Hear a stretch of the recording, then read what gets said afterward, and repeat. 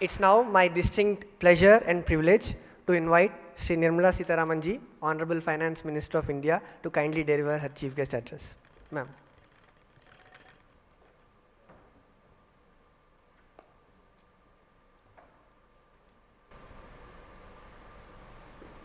Good evening, and thank you very much for having me here. As was said earlier, it is probably one of the kind of a meeting that you're holding here today, not the usual kind of renewable energy or related meetings that I'm normally invited to, but this is a very different and very encouraging gathering where you're looking at getting more women to be part of the solar energy campaign. And whenever I think of solar energy, the potential that Honorable Prime Minister has tried over the years to tap just shows me the world which is before us when you're talking about solar energy. Whether when it is launched as International Solar Alliance, where he's brought various countries, initially those which were between the Tropic of Cancer and Tropic of Capricorn, but later it has now gone slightly north of Tropic of Cancer, and many of these countries are now coming on board on International Solar Alliance. So you can see the expanse that the Honorable Prime Minister has thought about. Similarly, when again he spoke about one sun, one world, one grid, it is also an attempt to get all of those who are in the policy making arena to understand what this means.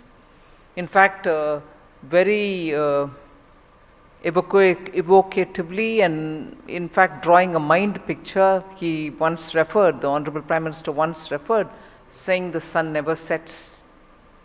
In a way, if you have daytime sun in one part of the world and therefore you are able to generate solar energy, as it sets here, it after all moves further and further, and there's some part or the other of the world which has the solar energy just waiting for anyone to tap it. So when one sun, one world, one grid thought was being put forward, you really see the expanse to which it can extend, and therefore it is going to be possible, if not in the near future, sometime in the future, to have a continuous uninterrupted generation of solar energy. And if the world, if you can imagine, if the world is all connected through grids, the flow of solar energy is going to be uninterrupted.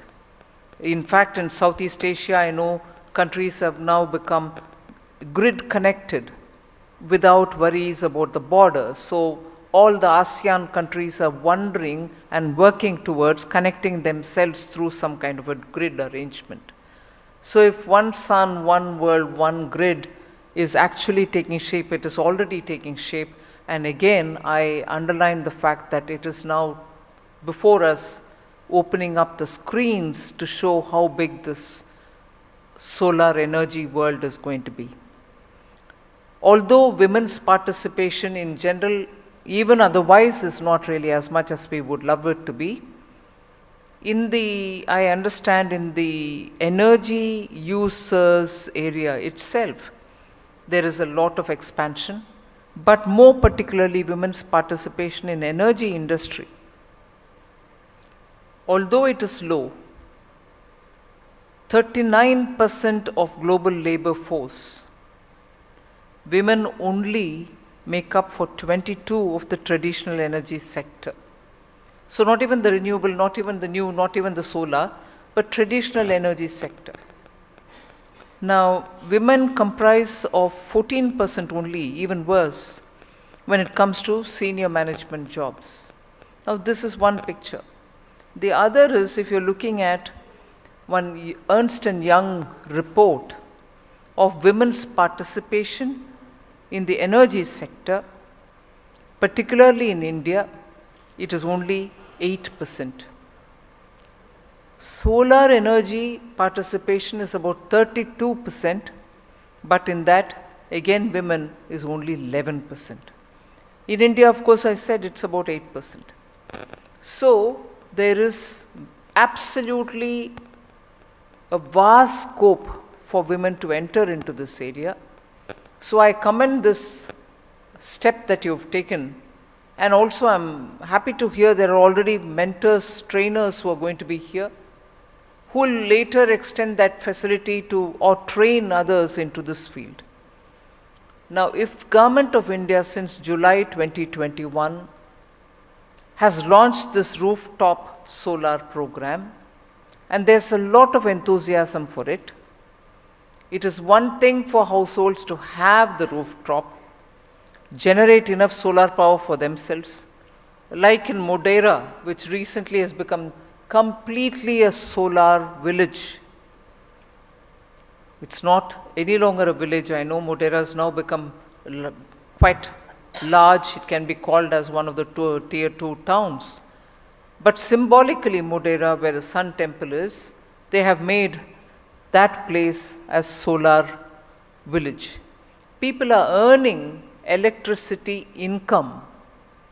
We've only heard of electricity bills, which you have to pay, so much you've consumed, so you have to pay this much. Whereas there in Modera, people have started earning checks for uploading onto the grid from their rooftop electricity that they are producing. Now, all this means you need a cadre of people who are going to be installing it, who are going to source all the supply materials, who are going to be able to fix it up for the households, understand the capacity requirement, and understand also what extra they can produce.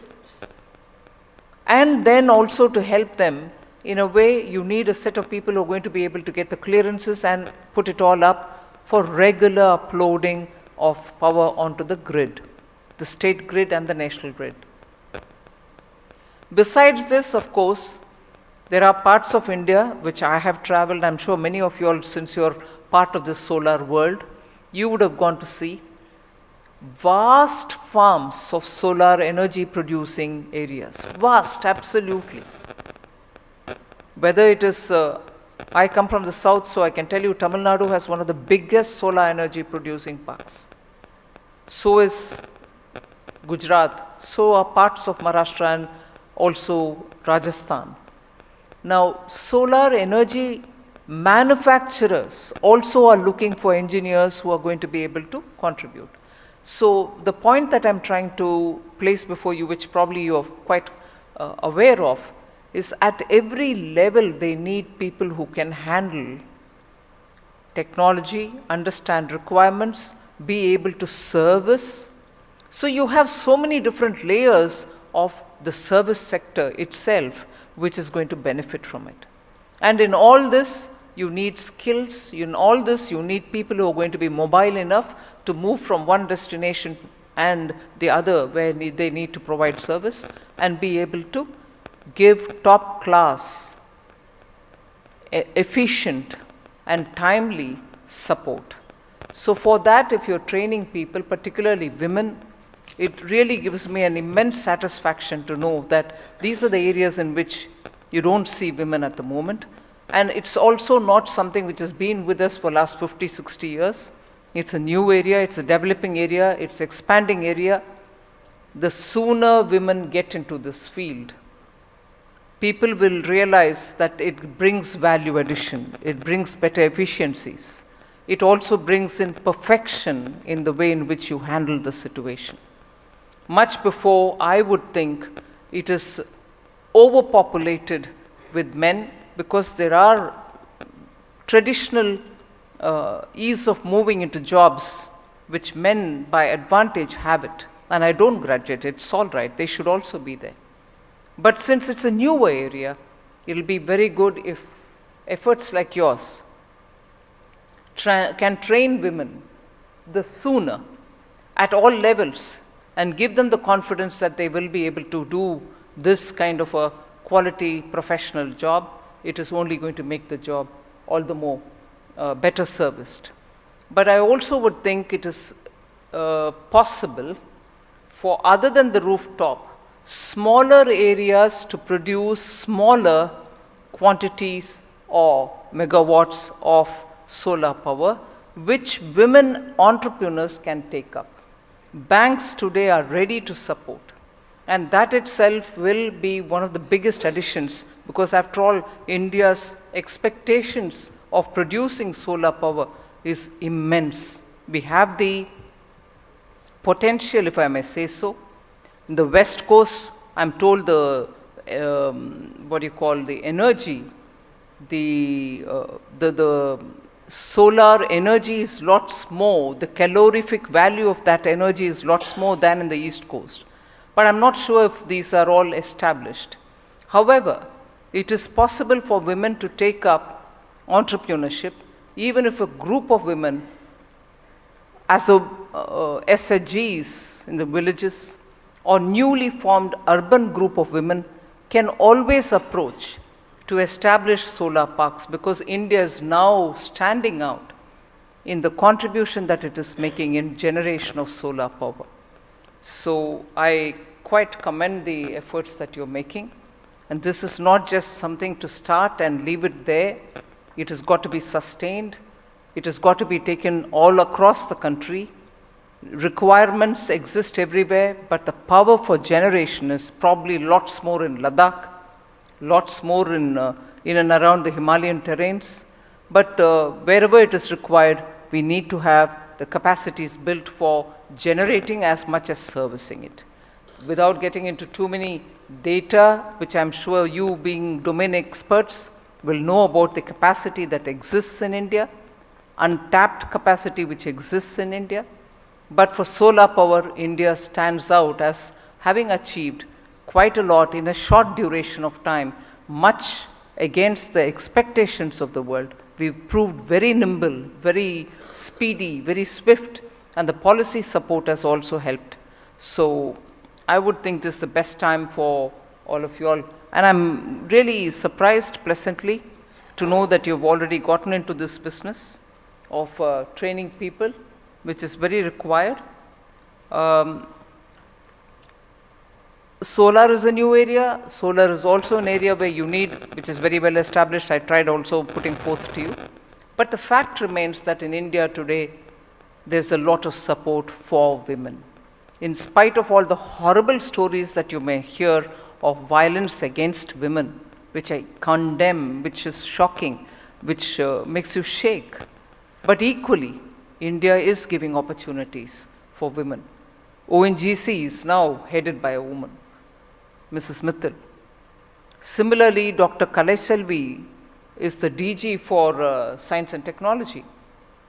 India is now readily giving opportunities for women. The number of enrollment in the universities for STEM, sciences and technology, engineering and medicine from women is now almost crossing the 50% barrier. You would think at least 50% you should have women. Women are crossing the 50% barrier and enrolling themselves in STEM. And that's a very welcome sign. So I would think these newer areas are very quickly to be tapped. And I really appreciate the effort in this direction that you're doing. Women should come forward. Women should stand up for each other. Be supportive. Don't let anyone to be alone in every sense of the word. If there is a woman and trying to do something professionally, all of us should stand up with her, support her, not because she's incapable, but the environment needs that kind of a camaraderie. We need to stand up together and be supportive of each other. And then, of course, each one of us ourselves can become substantially well-grounded to help many more people. So again, once again, I appreciate all of you all and the trainers who have come here. I wish you all the very best. It's a fantastic initiative. I appreciate all those who are involved in this, and all the very best.